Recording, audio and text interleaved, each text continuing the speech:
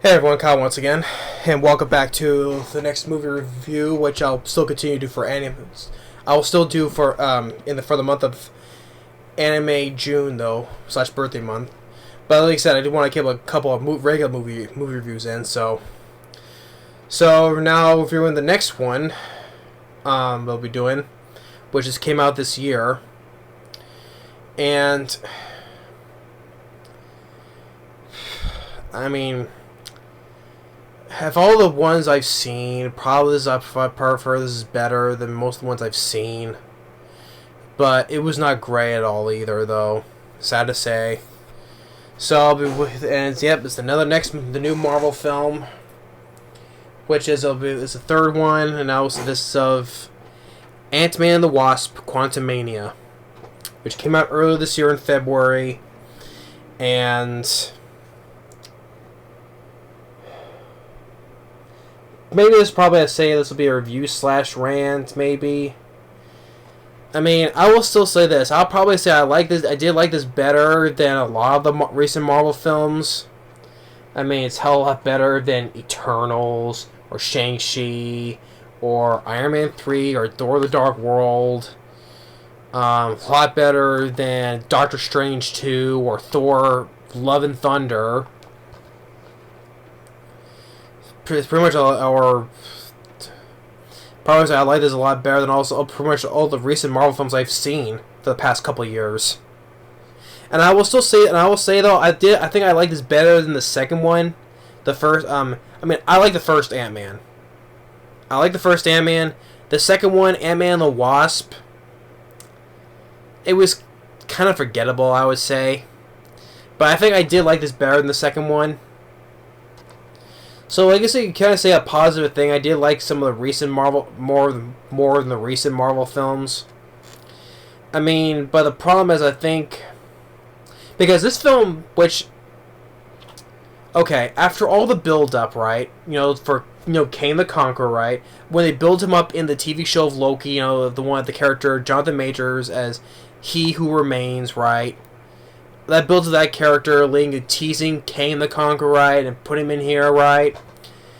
The film performed expectations. It made about $476 million worldwide. That to me, I was like kind of disappointed. Like, really, they didn't underperform that much. I think the problem is, people are the Marvel films are showing signs of fatigue, right? I think they're getting tired of superhero movies. I mean, Shazam 2 flopped. Shazam 2 flopped, and then what was one that? I know Suicide Squad flopped though, but I think that was by default, I would say. Because I like the Suicide Squad. I think that to me that film flopped by default because at the time what was the Omicron variant? Yeah, I think that had effects, but I think that film flopped by default. I think it would have made some money because since how big hit of the first Suicide Squad was. But I mean, this film. Of the Ant-Man trilogy, this is the least performing one.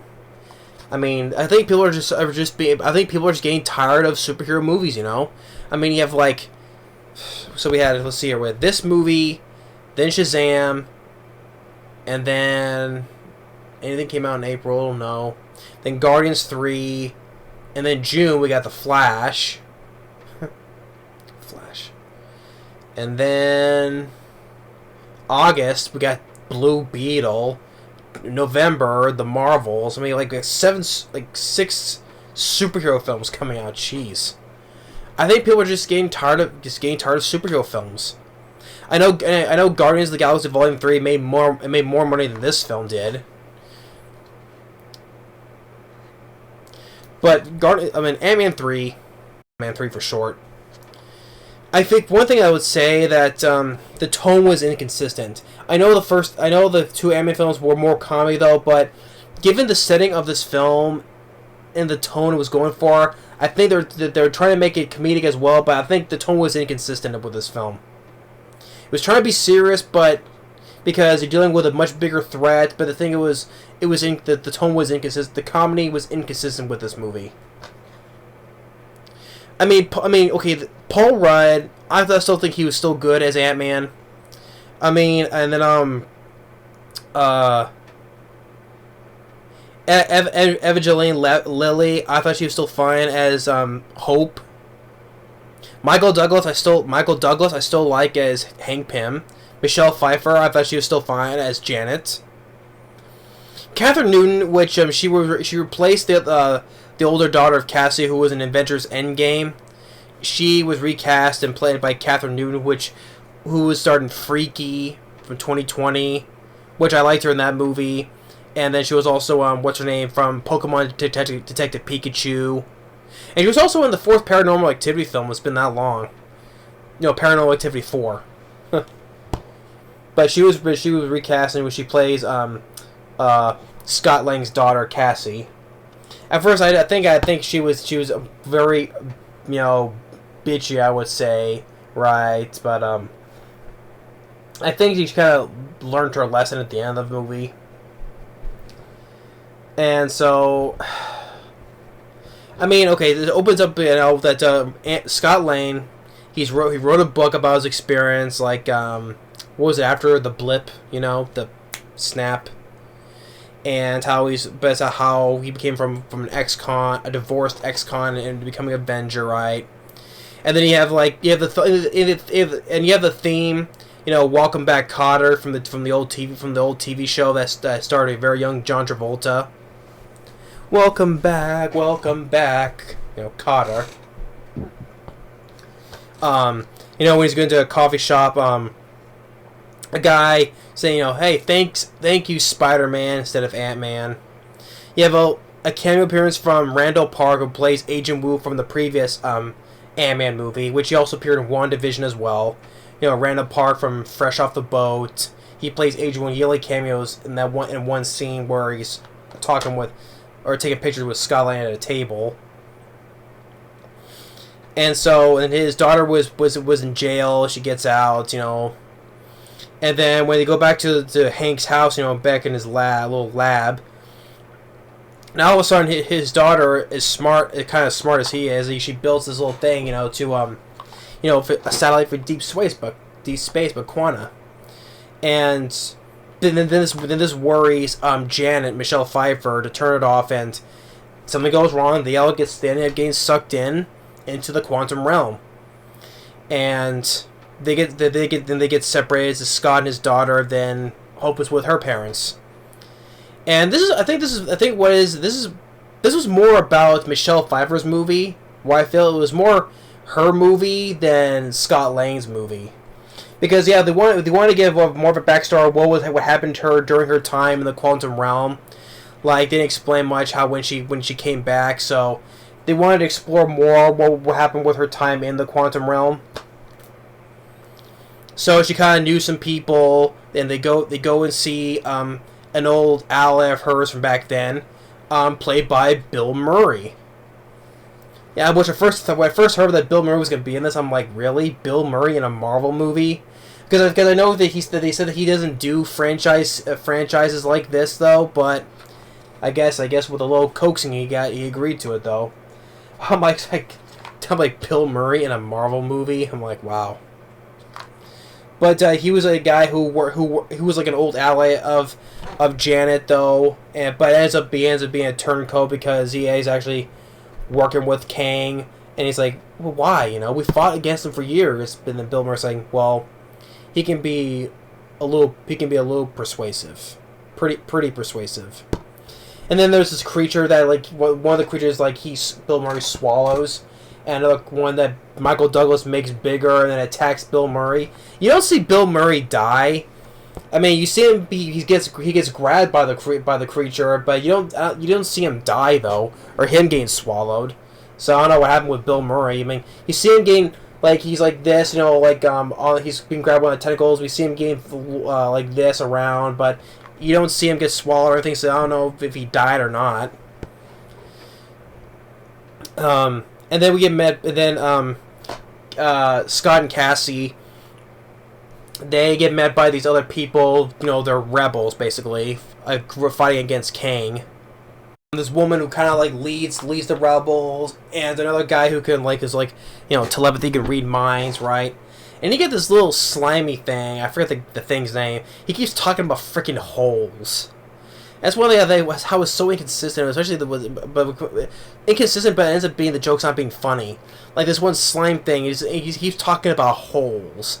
Like, oh, you have holes here, in your eyes, ears, mouth, and nose, and oh, there's another hole, which means, butthole, You got holes everywhere.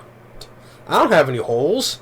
I'm like, stop talking about your freaking holes already, alright? Don't stick it in, Like, jeez, stop talking about your freaking holes already.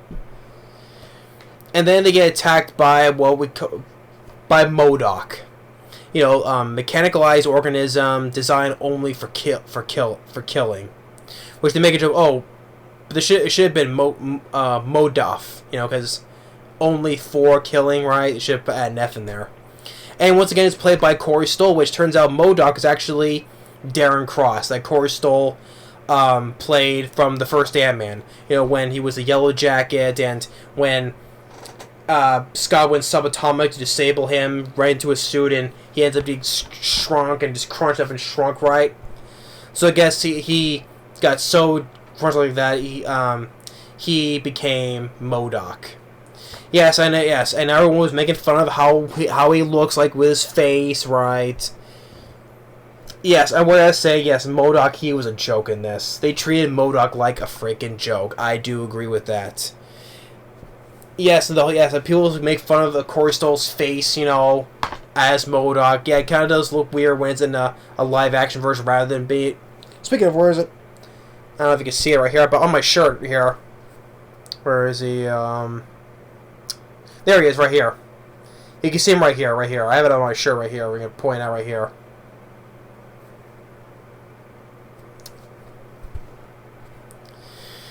But, I mean, design-wise, like, the whole, the interior design, like, how the way beside the face, but the look and design of the chair and the arms, like, the color tones, how, I guess it does look like it was in the comics, I would say.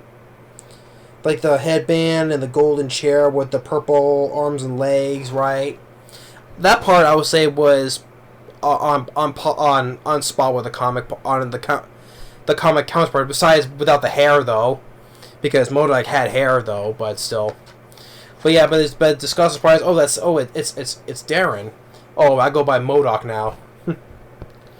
But they get captured, and then we get introduced to Kang, which in the beginning, which Michelle Pfeiffer explained that he crash landed there, and okay, first of all, with Kang the Conqueror, we have to talk about Jonathan Majors. Yeah, I know a couple months ago, with the whole thing when he said he assaulted a woman, right? For what I heard, to me, it was just false allegations. I mean, I wasn't there, so I couldn't... I wasn't really there. I wasn't there, so I couldn't say much, but to me, I think it was just false allegations. I mean, funny thing is, one little incident like this, and they want to recast Jonathan Majors as Kang, right? They want to recast him. Funny thing is,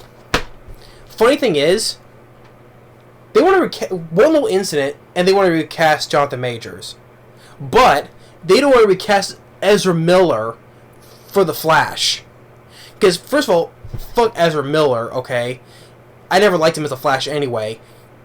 All the stuff he did more than one time, like with domestic fights and stuff like that. Or I thought he said when he kidnapped somebody. This guy's done more crap, more shit than Jonathan Majors did, and yet they want to keep Ezra Miller for the Flash movie, but they want to recast Jonathan Majors for one little incident for what I think is pretty much false allegations. I know about the whole thing. I wasn't there, so I couldn't say much though. But for what I heard, though, unless I heard otherwise, because the thing is, one of the big positives I can say about this movie, which a lot of people don't like, though, I think Jonathan Majors, he was good as Kang the Conqueror. To me, he was the best part of the movie. Because when we first introduced to him, when he crash landed, and the time when Janet was in the quantum realm from before, looking how to fix his It's not a ship though, but it's like where his chair is, right? And he wants to fix it where she can go home. Kang the Conqueror, and when he was talking to Scott, and I think he had a good presence to him. He was, being all calm, cool, and collected, right? Talking to them, all calm, cool, and collected.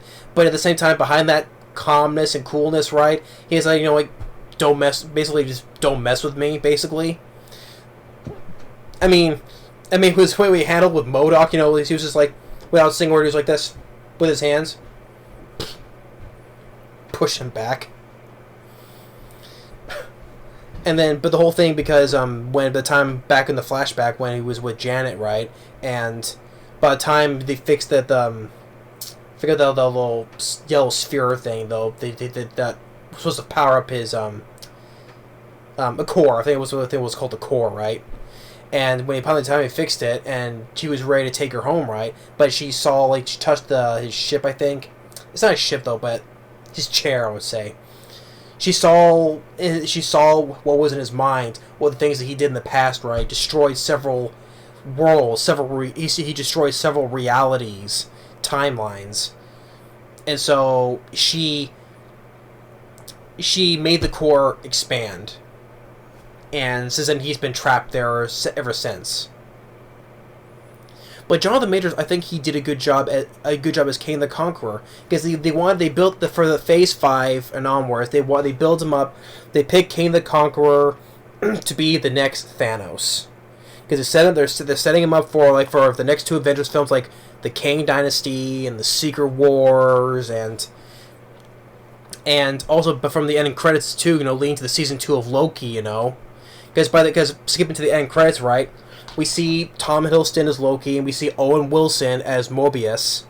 They see him like in a timeline. It looks like the 1920s. It looks like they see Jonathan Majors playing another variant by the name of Victor Timely, and Tom Hiddleston has that that oh shit look on his face, like, and Owen Wilson's telling him like, what this guy doesn't look too frightening, and Tom Hiddleston says, yeah, he is. And then also by the other part of the credits, we see all the different variants of Kang the Conqueror. We see like the Egyptian version of him, Ramatut. What was the other one? It was called Oculus, and I forget the other version was. And we see like a whole stadium audience of different versions of Kang the Conqueror. But the only one but this one they exiled him because he was different from the others, I guess. Or they like him, like he was like all the variants of him were like all the same though. So he was wanted to do, I forget what the motive was.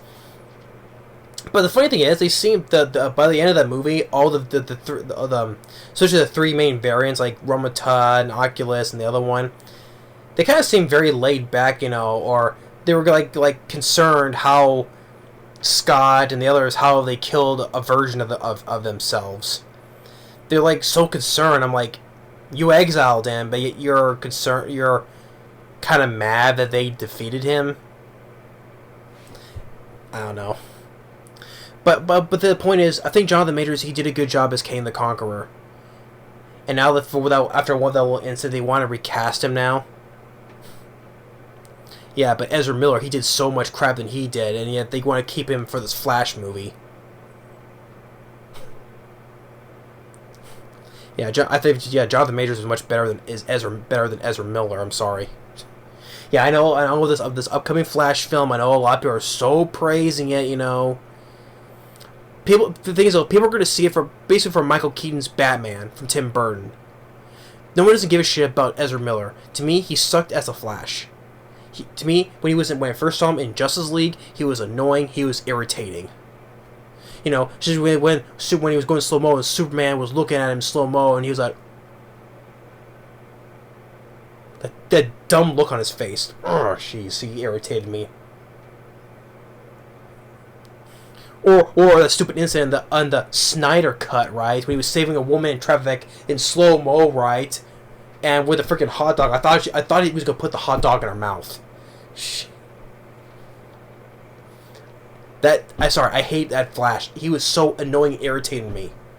I think people are, and especially all the like I said, all the incidents that he did from like more than what Jonathan Majors did. People are going to see him for Michael Keaton's Batman or Michael Shannon's once again coming back as Zod. No one doesn't give a shit about that Flash, that Ezra Miller. People are going to see it because of the nostalgia. That's the thing. Because people love Michael Keaton's Batman. They're going to see him just for that. Not for the Flash, no. But anyway, going back to this, Jonathan Majors, he was good as Kang the Conqueror. Like I said, he was being calm, cool, and collected, right? But at the same time, he has that look of don't mess with me at all, you know. So he threatens, like how he, like I said, he threatens to kill his Scott's daughter or to make him get the core, right?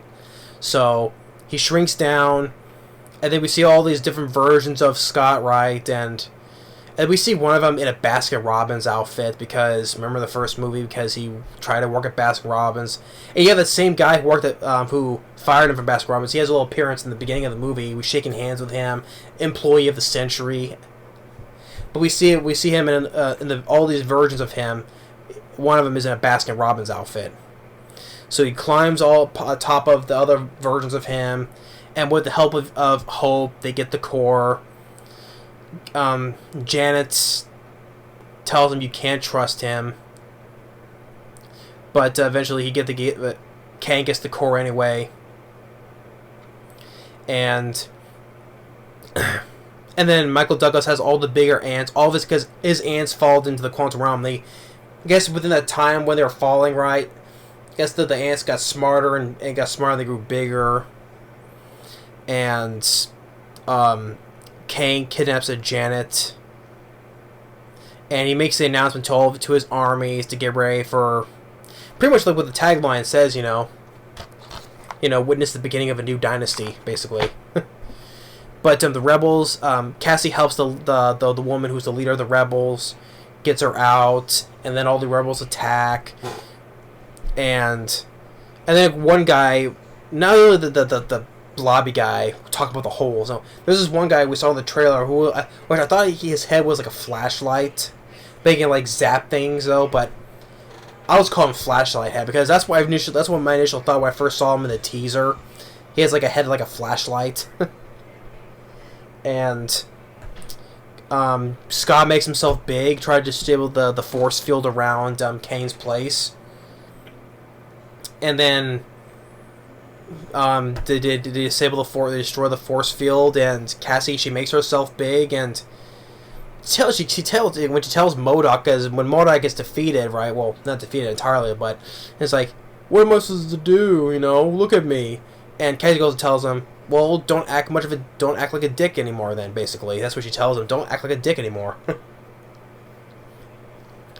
And then Kang takes matters into his own hands. He comes down. He starts zapping people left and right. He kills the flashlight head guy. Okay, we should see how powerful this guy can be. I mean, he can zap people and disintegrates them. But the thing is, the funny thing, and then Modoc, saying that, comes in, I'm not a dick! And then he dies before having the last few words with Scott. Saying that, I died an Avenger. And then he's dead. I will say, yeah, Modoc, he was a joke. Yes, he was a joke. Yeah, people think that, because of Corey Stoll's face on there. I mean, it's Modoc, he's a giant head. What more can you do on that, though? But at the same time, yes, Modoc was a joke in this. And so then Kang starts to come after them. Then he gets Michael Douglas comes up with his ants, and yes, it does how it shows how he gets overtaken by ants. Yes, that was kind of a silly thing to how Kang is so powerful. He can disintegrate people, but he can disintegrate a whole bunch of giant ants. And he has a barrier to protect himself, but they just go through it very easily. They just dogpile around on top of him. That was kind of like he is powerful to disintegrate people. He can't disintegrate a whole bunch of ants. That was silly. It was. And then they create a portal to go back. They all go through except for Scott because Kang stops him, beats him up a bit, and is saying, you thought you can win. I don't have to win. We both just have to lose. And then Hope comes through. They both punch him into the core. He gets sucked in. And then they go back home. and just before when they're going to have dinner together, and Scott's wondering what happened, because maybe they changed the timeline, because since Kane, whatever they changed, they must have changed something, timeline, I would say, but he's like, oh, well, Kane's gone, doesn't matter. And then we get to the credits, like I talked about, the different versions of Kang, and then with Loki and Owen Wilson. Tom Hiddleston and Owen Wilson talking, seeing the other variants of Kane. Possibly setting up in the season 2 of Loki. So yeah, Ant-Man Quantumania. I mean, it's once again directed by Peyton Reed, who directed the previous 2 ones. I would kind of say he did better than the second one. I do like this one better than the second one, because the second one was kind of forgettable. It was, but I do think I do like this better than a lot of the previous Marvel films I've seen, because the highlight of the film, Jonathan Majors, I would see he nailed it as Kang the Conqueror. I want to see him as Kang the Conqueror. I mean, the whole him hitting he hit a woman, the all allegations thing. I mean, just. And yeah, what Ezra Miller, what he did is far worse, and that they don't recast him for the movie, the Flash movie. Go figure. Because that character of the Flash is so great.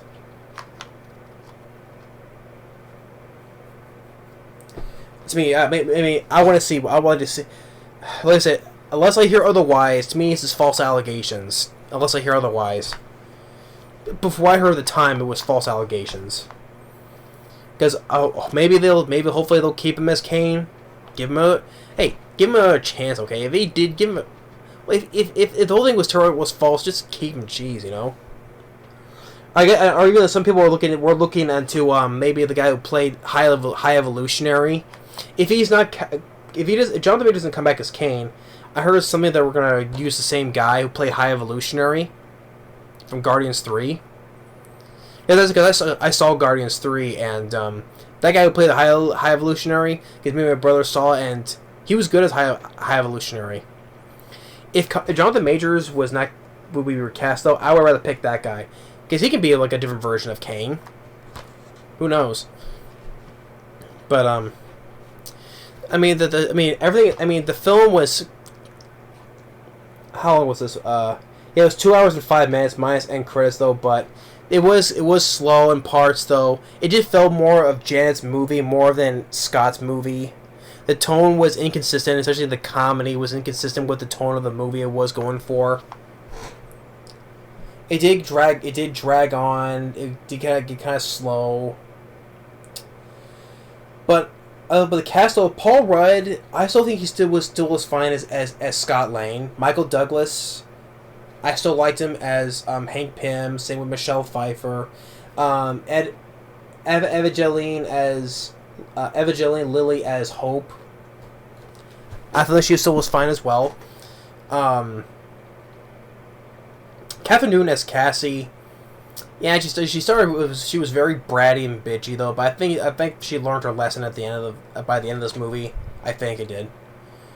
But Bill Murray. His cameo appearance, his small role, yeah, it was okay. Cool to see. It was cool to see him in a Marvel film. Okay, cool to see him in there. All right. But the thing is, it was a one scene though. I don't know if his character was alive or dead though, because we saw him get attacked by the creature, saw him pick him up though, but we don't see him get swallowed or anything. Yeah, it was nice to see Bill Murray in there. Corey Stoll as Darren / Modoc. Modoc was a joke. Like I said, it's not Corey Stoll's fault. It was the writing of the movie. Like I said, it was so inconsistent. The film was inconsistent in its tone. But like I said, the whole joke's like the little Slam McGoo thing because by the third act, during that battle, when he got shot, I was like, oh, now I have holes now. I'm like, stop going about with your freaking holes already, jeez. But I will say, like I said, the best part, Jonathan Majors, he was good as Kang the Conqueror. Like I said before, and it was when he was talking to when he was in prison, when they imprisoned Cassie and Scott, and he was talking to us like, "You're an Avenger," right? And he's like, "Have I killed you before? You're the one with the hammer?" And that's Thor. Because he explained, he also said he killed he killed different. Throughout the timelines, he killed different versions of the Avengers. Like, I killed several of the versions of the Avengers.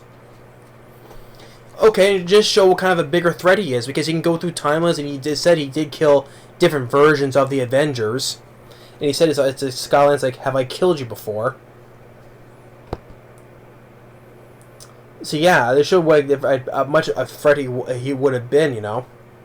I think Jonathan Majors did a good job as Kang the Conqueror. He was the best part of the movie, and once again, the costume. One thing I do give credit to Marvel, they've been getting the costumes right, on point, accurate. Kane's costume, besides the CGI making him his face blue, like because part of his helmet, right? But his helmet, like in this, they're making his face blue part as being part of his helmet, but the costume was dead on point. Because I think Marvel has been doing good at making accurate costumes like their comic counterparts. Kane's costume was pretty damn good. Like with Doctor Strange and the Multiverse of Madness, with Black Bolt's costume, Patrick Stewart's Charles Xavier with the whole thing with the chair and the green suit, exactly like how he was from the X-Men 90s cartoon, Captain Carter's from the What If series, and Reed Richards, John Krasinski's Fantastic Four, Reed Richards. They've been getting the costumes pretty good, I would say. Pretty on accurate. Even with back in 2019 with Spider-Man Far From Home with Mysterio. Jake Gyllenhaal, you know, the costume of Mysterio. That's been on point, you know? So I do give credit to Marvel. They've been getting the costumes, the designs of the costumes they've been getting, making pretty much comic book accurate. They've been getting on point. And Kane's costume was very good. It was pretty much dead on accurate. And I want to see Jonathan Majors more as Kane, you know, leading up to like the Kane Dynasty and Secret Wars, right? Because they chose him to be the next Thanos, the character, but I want to see Jonathan Majors as Kane. You know, just the whole thing just kind of irritates me because one incident where he does, and then they want to recast, but with Ezra Miller, who's done more things, more incidences than Jonathan Majors did, and they want to recast him for the Flash movie. I think that's a bunch of malarkey. But yeah, that's my review on Ant-Man and the Wasp: Quantumania. It's just like, yeah, I do think it's better than some of the recent ones I watched. A lot of the recent ones I watched. But the thing is, it's performance-wise, how it underperformed box office-wise. I mean, I guess it shows even how what Shazam did. I mean, people are just getting tired of, you know, fatigue, you know, superhero fatigue, you know. I think they should just give superhero movies a break. DC and Marvel. Give them a break, you know. And oh yeah, but this has a 47% of Rotten Tomatoes. This is pretty much the same scoring as the Eternals. I'm sorry, I like this a lot better than Eternals, because Eternals was the most boring Marvel film I've seen. It was like pretty much a snooze fest. How does this film get much lower rating on the same rate as Eternals does? I have no idea. Because Eternals was so freaking boring. That was the most boring Marvel film of the MCU. It was the most boring. But anyway, like I said, Jonathan Majors, he was the best part of the movie. He was Kang the Conqueror. Like I said, from his attitude, the way he was talking, being all calm, cool, and collected, but don't mess with me at the same time, or you get zapped. But they want to recast him. That's a bunch of baloney. For one instance, be it Ezra Miller. I just hope they just keep Jonathan Majors. I would like to see more of him for the future Marvel films, because they built him up from the Loki TV show, for one, known as He Who Remains. They built him up for this, and now they want to recast him. That's a bunch of bullshit. I've said enough already, but I'm mixed. There's negatives and positives. I would say there's more negatives than positives, I would say, though, but I'll put this as a slash rant. Not a full rant, but like a slash rant, you know? Because if it wasn't for Jonathan Majors, then this would have been a full rant then. Because I think with Jonathan Majors, I think as Kang the Conqueror, he just made it more of a review slash rant. But yeah, I just hope they just keep him as Kane. Because like me, Jonathan Majors was the best part of the movie. He did a pretty good job. But anyway, that's Ant-Man 3 and the Wasp Quantumania. Thanks for watching. Stay tuned for more for Anime Month, and we'll see you next time. And like I said, it is not great. I didn't love it, though. But to me, it's a lot better than all the recent ones I've seen from Marvel. Believe me. Later.